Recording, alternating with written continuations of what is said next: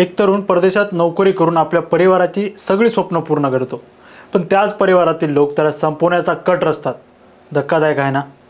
असाच काहीसा प्रकार घडला आहे उत्तर प्रदेशच्या मेरठमध्ये. प्रेम प्रकरणात अडचण ठरणाऱ्या नवऱ्याचा बायको आणि त्याच्या प्रियकराने काटा काढलाय. नवऱ्याचा खून केल्यानंतर मृतदेहाचे तुकडे सिमेंटने भरलेल्या टाकीत टाकून त्या मृतदेहाचा नायनाट लावला. सध्या अंगावर काटा आणणाऱ्या हत्याकांडाची सर्वत्र चर्चा आहे. हे सगळं प्रकरण काय आहे या व्हिडिओच्या माध्यमातून पाहू. नमस्कार, मी निरंजन आणि तुम्ही पाहायला सुरुवात केली इन्फोवारी. उत्तर प्रदेशातील मेरठमधल्या सौरभ आणि मुस्कान यांचे प्रेमसंबंध होते. सौरभ आणि मुस्कानची ओळख साल 2015 मध्ये झालेली. तर सौरभ हा मर्चंट नेव्हीमध्ये ऑफिसर होता. त्यामुळे तो आपल्या कामानिमित्त नेहमी बाहेर गावी असायचा. त्यामुळे त्याला मुस्कानला वेळ देणं शक्य होत नव्हतं. याच कारणामुळे त्यांनी नोकरी सोडून 2016 साली मुस्कानशी लग्नगाठ बांधली. मात्र या लग्नाला सौरभच्या घरच्यांचा प्रखर विरोध होता.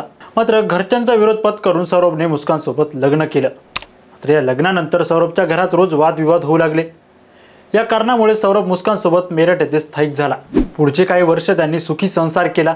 2019 मध्ये त्यांना कन्यारत्न प्राप्त झाले. आपल्या संसाराचा गाडा हाकण्यासाठी सौरभ लंडन येथे एका बेकरीत काम करू लागला आणि मुस्कान मुलीला घेऊन इकडे मेरठमध्ये राहत होती. पण यामागे वेगळंच कारण होतं. ते कारण होतं साहिल आणि मुस्कान. साहिल आणि मुस्कान शाळेतील मित्र होते. 2019 मध्ये व्हॉट्सअप ग्रुपवर झालेल्या भेटीचं रूपांतर प्रेमात झालं. याबद्दल सौरभला कुणकुण देखील नव्हती. मात्र एके दिवशी साहिल आणि मुस्कानमधील संभाषण हे सौरभनं ऐकलं. रागाच्या भरात सौरभने मुस्कानशी घटस्फोट घेण्याचं ठरवलं. मात्र मुस्कानच्या घरच्यांनी त्याची समजूत घातली आणि आपल्या मुलीसाठी त्याने निर्णय मागे घेतला आणि तो पुन्हा एकदा लंडनला निघून गेला. मात्र सौरभच्या डोळ्याआड सुद्धा साहिल आणि मुस्कान यांचे संबंध चालूच होते. साहिल आणि मुस्कान एकत्र राहू लागले. मुस्कानने तिच्या घरच्यांना सांगितलं की तिला साहिलशी लग्न करायचं आहे. घरच्यांनी समजूत घालून सुद्धा मुस्कान ऐकण्याच्या मनस्थितीमध्ये नव्हती आणि तिने सौरभला घटस्फोट मागितला. पण सौरभने घटस्फोट देण्यास नकार दिला. आपल्या मुलीचा वाढदिवस साजरा करण्यासाठी सौरभ भारतात येणार होता आणि या संधीचा फायदा घ्यायचा साहिल आणि मुस्कानने ठरवलं. 24 फेब्रुवारीला सौरभ लंडनवरून येणार होता. 25 तारखेला मुस्कान आणि 28 तारखेला त्याच्या मुलीचा वाढदिवस सौरभने उत्साहात साजरा केला. पण मुस्कानच्या डोक्यात दुसराच कट शिजत होता. मुस्कानने मुलगी पिहूला तिच्या आईच्या घरी पाठवलं आणि साहिलला घरी बोलावलं. ही आपली शेवटची रात्र आहे याची तसूभर कल्पना सुद्धा सौरभला नव्हती. मुस्कानने जेवणात औषध टाकून सौरभला बेशुद्ध केलं. तो शुद्धीवर नाही याची खात्री पटल्यानंतर साहिलला बाहेर बोलावून घेतलं आणि बाजारातून खरेदी करून आणलेल्या चाकूने सौरभची हत्या करून त्याचे तुकडे केले. मुस्कानने सौरभच्या शरीराचे 4 तुकडे केले. त्याचं धड बेडमध्ये तर दोन्ही हातपाय एका पिशवीमध्ये भरलं होतं. घरात पडलेले रक्ताचे डाग साफ करून घर स्वच्छ करून घेतलं.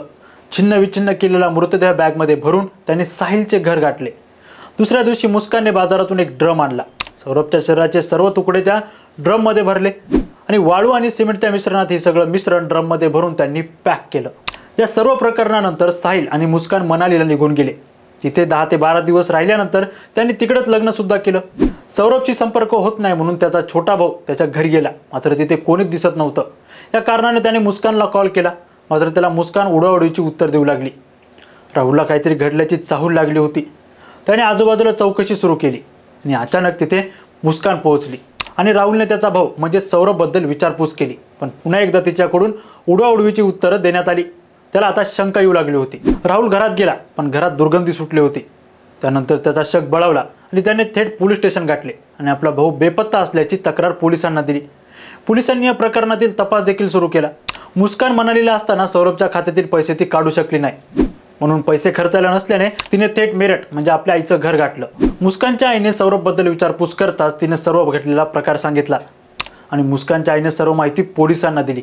या सर्व प्रकरणानंतर पोलिसांनी सौरभचं घर गाठलं आणि त्यानंतर घरात शोधाशोध सुरू केली. त्यावेळी पोलिसांना घरात पडलेला ड्रम दिसला. मात्र ड्रम उघडण्याचा प्रयत्न केल्यानंतर देखील पोलिसांना त्यात यश नव्हतं. तर पोलिसांनी हा ड्रम शवविच्छेदन कारागृहात पाठवण्यात आला. मात्र ड्रम उघडत नसल्याने त्यांनी पोस्टमॉर्टम रूममध्ये तो पाठवून मृतदेह बाहेर काढण्यात आला. या प्रकरणात पोलिसांनी साहिल आणि मुस्कानला आता ताब्यात घेतलं आहे. या सर्व हत्याकांडात अजून कुणाचा हात आहे का याचा देखील आता तपास चालू आहे. या सर्व हत्याकांडाबद्दल आपली प्रतिक्रिया काय आणि साहिल आणि मुस्कानला नक्की कोणती शिक्षा व्हावी याबद्दल कमेंट नक्की करा.